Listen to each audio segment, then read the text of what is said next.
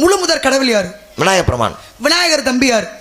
முருகப்பெருமான். முருகன் தம்பி யாரு? ஐயப்பன். ஐயப்பன் தம்பி யாரு? ஐயப்பனுக்கு என்னமா தம்பி சொல்லுங்க பாப்பா. ஐயப்பன் தம்பி யாரு? என்ன ஒரே கூடி வருது? என்ன யாரும் பேசாதான் நம்ம பேசணும். சொல்லுங்க என்னமா கேட்ட?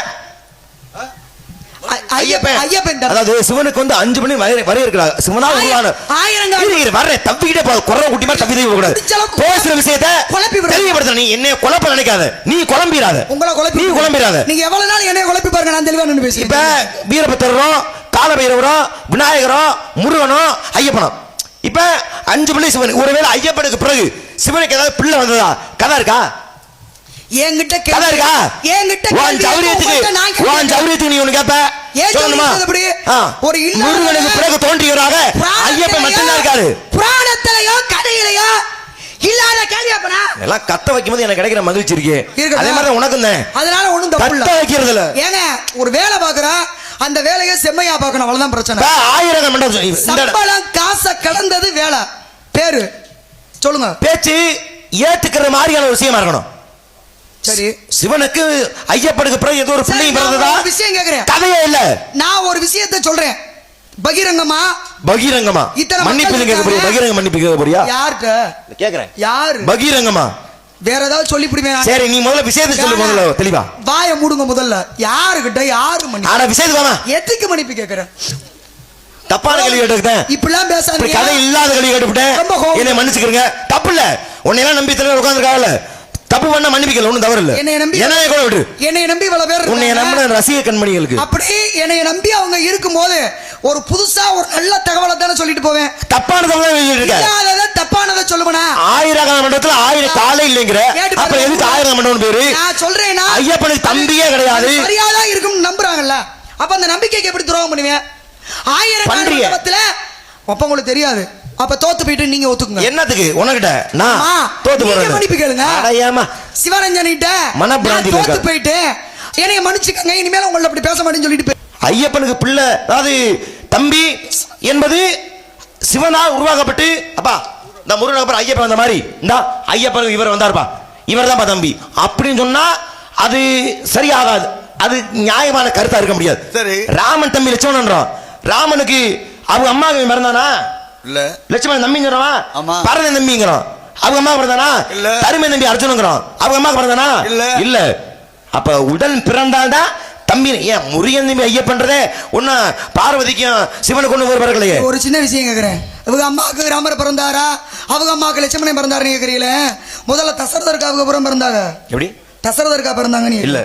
உங்க அப்பா நம்பிராஜன் நீ பிறக்கலையே. நீங்க என்ன உங்க அப்பையும் பிறந்தவருக்கு? நான் பிறந்தக்கா எங்க அப்பாவுக்கு எனக்கு சம்மந்தம் இருக்கு. உங்க அப்பா கூட சம்மந்தம் இல்ல. ஒரு எடுத்துக்காட்டு சொல்றேன்னா, உலகத்துல அப்பா ஒரு கேள்வி கேட்டிருக்க, அப்பாக்கு பதில் சொல்ல முடியும். முதல்ல அப்பாக்கு யார் பிறப்பா? இருமா, எப்படி பிறந்தீங்க? பது கேள்வி கேட்ட, இது ஏன் பதில்? உனக்கா ஒண்ணு வரல. நீங்க என்ன சொன்னீங்கன்னா அப்ப போனால அந்த பையன் வரட்டும்னு லட்சுமணன் எல்லாம் அவங்க அம்மாவுக்கு பிறக்கலைன்னா அவங்க அப்பாவுக்கே பிறக்கலையன்ற. இதுல என்ன தப்பு? ராமா எனக்கு சரியா தானே சொல்றேன். தசரதற்கா பிறந்தாங்க. நான் எடுத்துக்காட்டு சொல்லிக்கிறேமா? இல்ல பதில் நீ சொல்ல போறியா? நீ நம்பிராஜன் நீ சொல்ல போறியா? அது நீ கேட்டதுக்கு எதிர்வினை. ஐயா நீ கேட்டதுக்கு எதிர்வினை. நீ கேட்ட அவ அப்பன பிறந்த அதான் ஓ அப்பன பிறந்த கேட்டவனே எதிர்வினை தான். நீ ஆரம்பிச்சது சொல்லுங்க. இப்ப பதில் சொல்லிட்டு இருந்தம்மா. ஒரு எடுத்துக்காட்டு நான் பதில் சொல்றேன். உன் வேலை என்ன? பதில் சொல்லி முடிச்சவங்க சரியா தப்பா அதான் உன் வேலை. சொல்லி தொலை. இடையில நீ வாயை மூடி தொலை. ஐயப்பனுக்கு பிறகு அவர் உடன் பிறக்கவில்லை என்றாலும் கூட முதல்ல ஒரு சின்ன கொண்டு வருவதற்கு ஐயப்பன் போனாரு. பந்தளராஜன் சொன்னா மட்டும் பத்தாது. பந்தள தேசத்தை ஆண்டதால் பந்தளராஜன். ஆனா அவனும் ஒரு பாண்டிய மன்னன். இன்னைக்கு வேணா கேரள பகுதியாக இருந்திருக்கலாம். ஆனா சேர நாட்டை ஆண்ட ஒரு குறுநில மன்னன் தமிழர் தான். அவரு பாண்டிய மன்னன் தான், பாண்டிய வம்சத்துக்கு உட்பட்டவர். அதனால அந்த பந்தள மன்னன் பேரு ராஜசேகர பாண்டியன் சபரிமலையிலே எழுதப்பட்டிருக்கிறது. ராஜசேகர பாண்டியன். பாண்டியன் பேர் வருதுன்னா அவன் தமிழ் இல்லாம இருக்க முடியுமா? எரியுமே வா எரியட்டும். அந்த ராஜசேகர பாண்டிய மன்னன் குழந்தை இல்ல என்பதற்காக அவன் காணாது போன இடத்துல ஐயப்பன் எடுத்து வளர்த்தார். அது எல்லாம் தெரியும். ஆனால் இந்த நேரம் பார்த்து எடுத்தவர் சிறு பாலகன் இருக்கும் பொழுது இங்கே மகன் அவனும் கருவுற்றிருந்தார். கருவுற்றாலும் தன் மூத்த பிள்ளை நம்ம முத பிள்ளை ஐயப்பன் தான், அவனுக்கு தான் பட்டாபிஷேகம் பண்ணணும்னு பந்தளராஜன் ராஜசேகர பாண்டியனுக்கு ஆசை. அப்ப இந்த அம்மாக்கு மகாராணிக்கு பிள்ளை பிறகுது. அவன் பேரு ராஜராஜன் பேரு. இந்த யாரு அந்த மகாராணிக்கு பிறந்தவன். இந்த அம்மா நினைக்குது எவனோ ஒருத்தனுக்கு எதுக்கு நம்ம அரசா சுட்ட வைக்கணும், நம்ம பிள்ளைகளை சுட்ட வைக்கணும் அப்படின்னு பொய்யா வைத்த வழி வந்ததாக நடித்து அனுப்பி வைக்கிறா. போய் புலிப்பால் கொண்டு வைப்பான்னு. போனவர் புலிய மட்டும் இல்ல, புலி கூட்டத்தை கொண்டாந்துட்டாரு.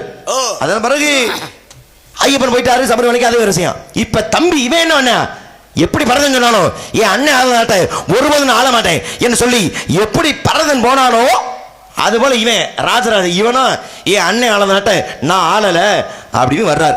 எங்க கேரளா, இன்றைய கேரளத்து பகுதி பந்தளத்திலிருந்து இந்த தமிழ் மண்ணுக்கு வர்றார். வந்து திருநெல்வேலி அந்த பக்கம் வந்துகிட்டு இருக்காரு. ஆத்துல தண்ணி போடுது. ஓடுனா தான் அங்கே ஒரு வயதான ஊதாட்டி பசுக்களை மேய்த்து கொண்டிருந்தால் தாய் பசு இந்த பக்கம் சிக்கிருச்சு, கண்ணு குட்டி அந்த பக்கம் சிக்கிருச்சு. அப்ப எப்படி தாயை கண்ணு ஒண்ணு சேர்க்கணுமே என்று சொல்லி மகாராசா இதை நீதாப்பா காப்பாத்தணும்னு வந்த யாரு ஐயப்பனை உடன் பிறக்காத ஐயப்பனை வளர்த்த பந்தளராஜனுக்கு மகாராணிக்கு பிறந்த ராஜராஜன் அந்த பையன். அப்ப அவனை அழைக்கின்றாள் மகாராசா காப்பாத்துப்பான்னு. அப்பதான் என்ன பண்ணாராம், தென்கரையில் இருந்த அவர் வடகரையிலே இருந்து நதியை இரண்டாக பிரித்து கண்ணுக்குட்டியும் தாய் பசுவையும் ஒன்னா சேர்த்துட்டாரு. அப்பதான் மகாராசா மகாராசா எங்களை காக்க வந்த மகாராசா என்று அந்த கிழவி வாயார வாழ்த்தியதான். இன்னைக்கு திருநெல்வேலி மாவட்டத்தில் வள்ளியூருங்கிற ஒரு கிராமத்தில் தென்கரை மகாராசன்னு அவருக்கு பட்டம். யாருக்கு? ஐயப்பனை வளர்த்த அப்பாவோட பிள்ளை. அப்ப ஐயப்பனுக்கு இவன் என்ன வேணும்? மகாராசன் ராசராசன் என்ன வேணும்? தம்பி தானே வேணும். ஆமா. ஐயப்பனுக்கு தம்பி இருக்கா இல்லையா? இருக்கா இல்லையா? இருக்கா இல்லையா? அதான் நான் கேட்டேன். எப்படி திருப்பி கேட்குறீங்க? கேள்வியே நான் தானே கேட்டேன். எதுக்கு கத்துற? ஆனா சொல்ல மாட்டாரு.